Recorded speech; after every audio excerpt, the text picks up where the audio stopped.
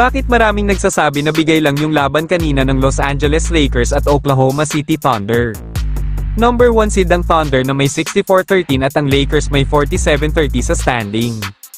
No bearing game na para sa Thunder ang laban kontra sa Los Angeles Lakers dahil pasok na sila sa playoff at kahit matalo pa sila sa mga remaining games ay number 1 seed pa rin sila.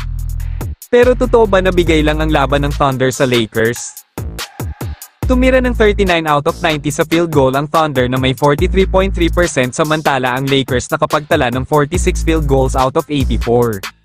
Kahit sa beyond the arc lamang pa rin ang Los Angeles Lakers na nagbitaw ng 22 threes out of 40 samantalang ang Thunder ay may 12 out of 37 lamang.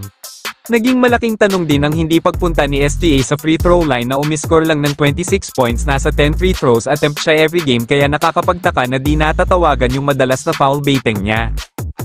Congrats pa rin sa Los Angeles Lakers kahit sinasabi ng iba na pinagbigyan lang ang pagkapanalo nila pero makikita naman na nag-dominate sila sa maraming aspeto.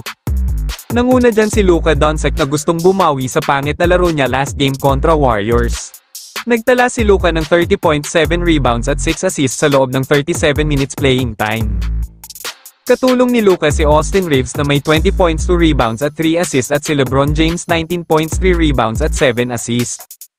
Nasa third spot pa rin ang Los Angeles Lakers at napakahalaga ng bawat laban ng 6 teams dahil isang talo lang magbabago agad ang standing at hindi pa safe kung mananatili ang Lakers sa kanilang pwesto ngayon. Sa tingin nyo mga boss, pinagbigyan nga ba ng Oklahoma City Thunder ang Los Angeles Lakers o mas malakas lang talaga ang purple and gold? Kung may komento kayo mga boss pakilagay sa ibaba at ating pag-uusapan yan, wag sanang kalimutan mag-like, follow at share ng mga videos ko. Maraming salamat, ingat palagi at God bless.